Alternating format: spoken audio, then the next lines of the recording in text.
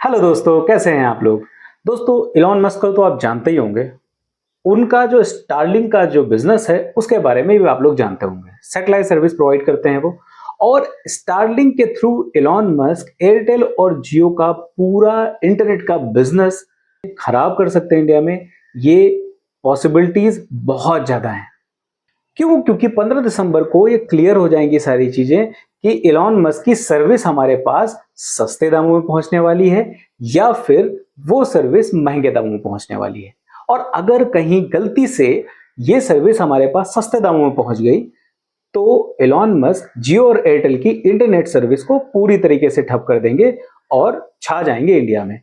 ये मैं क्यों बोल रहा हूं, इसके पीछे क्या रीजंस हैं, मैं सारी डिटेल आपको बताता हूं इस वीडियो में। बने रहिए और आखिर तक आपको सारी चीजें क्लियर हो जाएंगी कि किस तरीके से इलॉन मस्क जियो और एयरटेल के इंटरनेट के बिजनेस को पूरी तरीके से बर्बाद कर सकते हैं। और इनको रोकने के लिए जियो और एयरटेल क्या कर रहे हैं ये भी आपको बताऊंगा।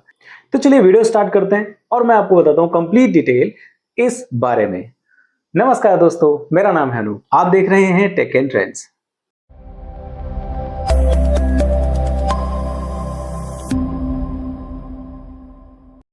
ओके दोस्तों, तो इलॉन मस्क के बारे में सबको पता है और सबको पता है स्टारलिंक क्या करता है। स्टारलिंक इंटरनेट सर्विस प्रोवाइड कराता है, वो भी सैटेलाइट के थ्रू।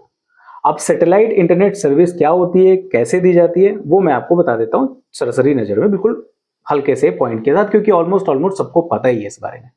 देखिए, जो सैटेलाइट इंटरनेट सर्विस होती है उसके लिए आपके पास सैटेलाइट्स होने चाहिए अंतरिक्ष में, और उसके थ्रू हमारे पास इंटरनेट प्रोवाइड किया जाता है, जिसके लिए हमें किसी वायर की जरूरत नहीं होती, जिसके लिए हमें यहाँ पे पृथ्वी पे अंदर कोई भी टावर लगाने की जरूरत नहीं होती। सारा काम डायरेक्ट सैटेलाइट के थ्रू होता है। और एक हमारे पास एक आउटडोर डिवाइस लग जाती है जो उस सर्विस को कैच करती है और हमारे पास नीचे जो डोंगल रखा होता है उसके थ्रू प्रॉपर स्पीड में इंटरनेट मिल जाता है। अब ये चीज इलॉन मस्क इंडिया में भी लाना चाह रहे हैं। वर्ल्ड वाइड उनका बहुत सारे देशों में चल रहा है काम, वो इंडिया में भी लाना चाह रहे हैं। इंडिया में लाने के लिए उन्होंने रिक्वेस्ट करी और उन्होंने जितने भी नॉर्म्स पूरे करने थे, इंडिया के टर्म्स जो पूरे करने थे, वो पूरे कर दिए। उसके बाद जो हमारे जो कम्युनिकेशन मिनिस्टर हैं उनकी तरफ से एक स्टेटमेंट आया कि 15 दिसंबर को हम क्लियर कर देंगे कि किस किस को यहाँ पे किस किस लेवल पे स्पेक्ट्रम बांटा जा रहा है। अब यहाँ पे स्पेक्ट्रम की बात अगर हम कर लें तो जब कभी भी किसी भी टाइप की इंटरनेट सर्विस को प्रोवाइड करना होता है या फिर इस टाइप की कोई भी सर्विस को प्रोवाइड करना होता है तो स्पेक्ट्रम का एलोकेशन होता है, अलॉटमेंट किया जाता है स्पेक्ट्रम को। अब यहीं पर सारा गेम हो रहा है और यहीं पर सारी प्रॉब्लम्स क्रिएट हो जा रही है जियो और एयरटेल के साथ। वो मैं आपको बताता हूं कि कैसे। अब इसमें दो तरीके से जो स्पेक्ट्रम होता है वो एलोकेट किया जाता है, जिसमें पहला तरीका होता है एडमिनिस्ट्रेटर के थ्रू। मतलब ये कि जो कम्युनिकेशन मिनिस्ट्री है वो अपनी तरफ से चूज कर सकती है कि किसको हम स्पेक्ट्रम किस बेस पर देने वाले हैं और कितना हम देने वाले हैं। वो अपने हिसाब से डिसाइड करके और सबको बांट देती है, जिसमें एक फिक्स प्राइस होता है और उस प्राइस को दे करके, मतलब फीस आप समझ लीजिए जिसको बोलते हैं, दे करके वो कंपनी वो सर्विस शुरू अपनी कर सकती है इंडिया में। इसके अलावा दूसरा एक और तरीका होता है जिसमें इसका ऑक्शन किया जाता है। अब ऑक्शन में 3 4 5 कंपनीज होती हैं, वो भाग लेती हैं और वो ऑक्शन में बोली लगाती हैं। तो बोली लगाने पे जाहिर सी बात है कि जितना ज्यादा अच्छी आपकी बोली होगी उतना बढ़िया आपका रहेगा सारा इंतजाम और आपको ये ऑक्शन में मिल जाएगी ये चीज।